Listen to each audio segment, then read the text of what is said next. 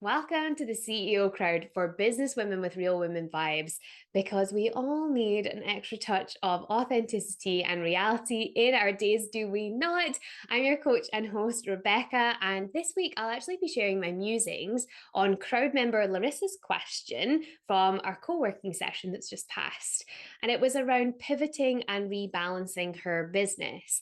For context, this was an example based on cutting off current renewals and revenue to make space for a brand new offer. So if you're thinking of going through the pivot, if you're thinking, how do I balance this shift in my business, then this is for you. This is something that we understand a little bit too well here at the CEO Crowd. Essentially, that is what my business did this year. I went from high ticket one-to-one coaching to starting a community, and I thought I'd share our experience so that it could help you. These are the things that I used to really support me when we went from, and when we were going from 9K days to $49 days. And that's a big difference. So, how did we do that and actually have more fun, more joy, and feel really secure in our business while we did that? And I will always refer to the CEO Crowd as we and our, but I just want to highlight that this was what I did. This was all I. And not to say that other people didn't help me. I always use this like the royal we, when actually I had to make all these decisions. I'm sure, like many of you do, if you're a solopreneur in your business. So if you're sitting with questions like, how do I balance the 9 to 5 in my side hustle? Or how do I balance marketing and client work? Or just in general, how do I shift what I'm doing? Then this is for you. And we're going to cover three really key aspects. The first is your finances. The second is finding balance. And the third is how to make sure that you're launching the right thing. Oh my goodness, these three tips are just going to make this so much easier for you. And I'm so grateful that you're here and that you're hearing this right now. I wish I had had this in hindsight. These were things that I did, but I kind of fumbled my way to them. So let's get started so that you don't waste any of your precious time. So, first off, usually this question or these questions come around because actually it's a question of finances.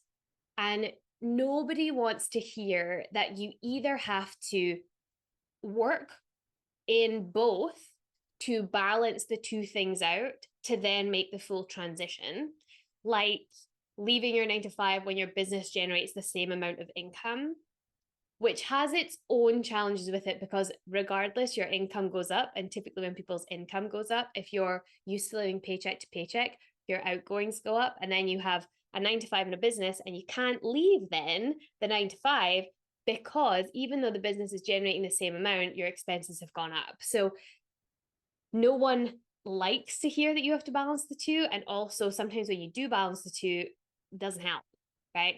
And the other option is having finances available to fund your next vision. Now, personally, I use the latter because I've seen and been through the former of let them balance out a few too many times to realize that wasn't right for me. Now, I'm not saying it's not right for you. I'm saying that the reason that I use the latter is because when I was leaving my 9 to 5, I had 6 months of expenses.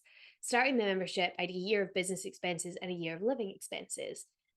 I like this method because I like to know that the money is there, but have a little fear that it's still running out. That gives me fuel. So if you've ever heard of people that use pain and pleasure motivational forces, I like to keep myself in the sweet spot where I feel safe, the money is there, but I also feel urgency, like it's not going to last forever. And that really helps me to keep going. It keeps fueling me to the next version of myself, next version of my business. It's typically not how do I balance things, it's how do I make enough money so that I can actually do the thing that I want to do instead of the thing I've been doing. This is typically the question that people are actually asking. It's really important to ask better questions. You'll get a better result, and ask what you mean. Because when people say balance, usually they mean, how do I still make the same amount of money and do something that I actually just want to do? And I think that social media makes this really hard for people, and especially people that preach that kind of take the leap. approach. Now, I took a leap in my business when I left my 9 to 5 and it paid off, but I've seen it not pay off for people. I've seen it go really, really badly. And it can just destroy your dreams of being an entrepreneur. And I don't want that for you. And I didn't want it for them. I just think that that must be the most uncomfortable and hard situation when you've taken a leap of faith and the universe didn't catch you, bro. That's so hard. And maybe it's setting you up for the next win. I'm sure it's not a maybe, it genuinely is. But it can be just so demotivating in the moment. And if you can avoid those pitfalls, I'm sure that's why you listen to podcasts, then all the better. So let's come back to if it is a question of money, because typically that's what it is. Then stick with your proven offer. This is how I do it. Stick with your proven offer until it generates the income or the backing that you want. It's simple. I've preached this to all my clients. You do one or the other. You have X amount that you save up so that your business can sustain you and your life, because also it's not just business expenses you have to think about. If you're living off of that income, you also have to think about that too. So you're either going to have this pool of money or you're going to work both until they balance. Is it ideal? No. No, of course it's not. You became an entrepreneur because you wanted to have all of the choices, right? You wanted to be able to do what it is that you want and not have others tell you what to do. And I completely understand that. And it can be really frustrating when you're being given advice that feels like it stifles your creativity or that's not what I want. But I promised you real talk in here. I promised you real business conversations, and your business needs money just like you need money to live, to survive, to get through the downturns in the market. So you have to really consider the financial piece of this question, because typically that's actually the underlying question is I don't have enough money to do the thing I want to do, but I really want to do it and I want someone to give me permission to just throw caution to the wind. And I actually had a coach at one point in my business who said, just get a loan. Just get a loan and do the thing. And I was like, oh, it's that simple. Like, of course, I'll just get a loan. But then I spent a year paying that loan back. I didn't need it. I just took it out because I was being told if you have money, it will create that stability and the safety that you need, and you can't complain about money then, and then you can go and you can actually do the work that you need to do. I was like, that's terrible advice. Terrible advice. Getting a loan to fund your vision, not always terrible advice, but just to have money so that you have money, terrible advice. So be super conscious of who you have these financial conversations with. And I think that if you're in a partnership, you need to have those conversations with your partner. Myself and my husband, we have monthly meetings for our budget. I have weekly meetings with myself. I call them money parties. And I check over the business expenses and I check over how much is in my accounts. And I like to know what's going on with my finances. And if you're not someone that likes to do that, this advice is going to be like supremely offensive, but it doesn't need to be. You are an entrepreneur, my darling. You started your business so that you could have control of your life, and control of your life is control of your finances and knowing where they're going. So if this is frustrating for you, if this question of, but how do I pay my bills comes up, please refer to point one.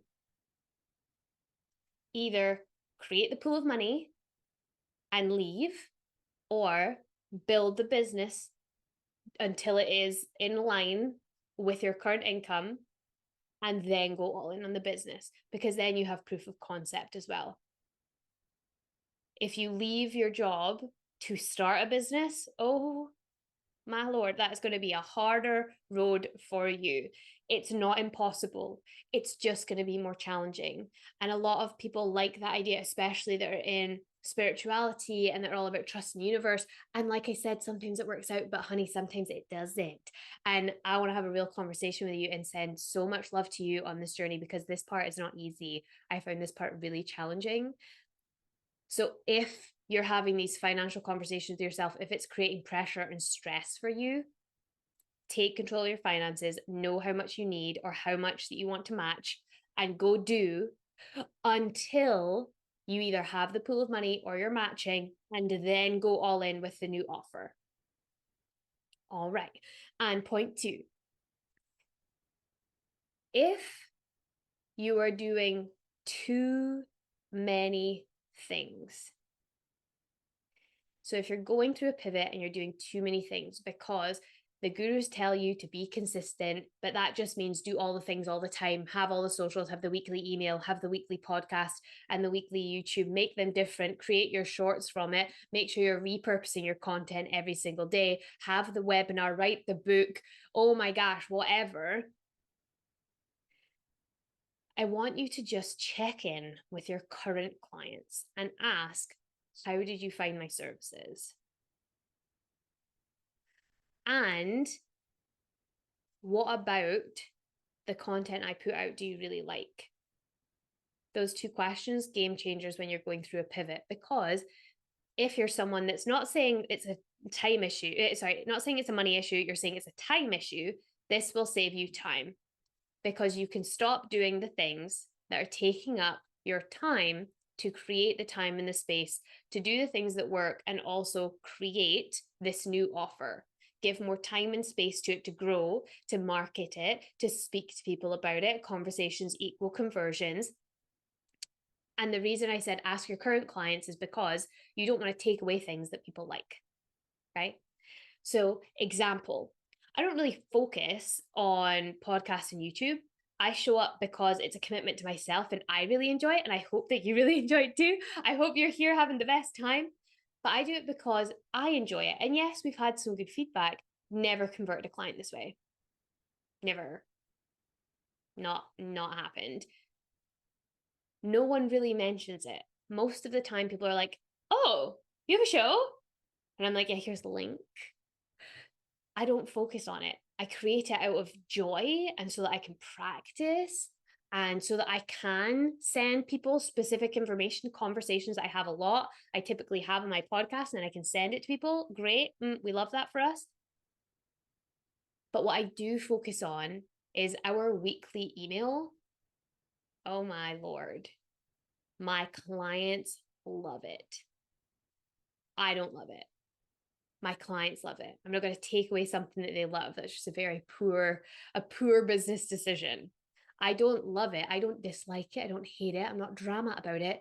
I don't love it.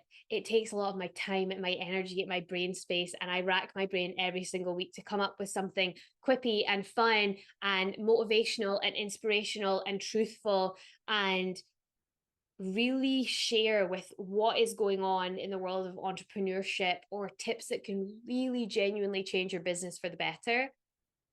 So I'm always looking at what converts above anything else. If I had the worst week of my life, would I do a podcast? Probably not. We've been consistent in podcasts at this point, just FYI, for I think 7 or 8 months. So we're good at it, but we do it for the joy. So you're either doing it because it converts or it lights you up.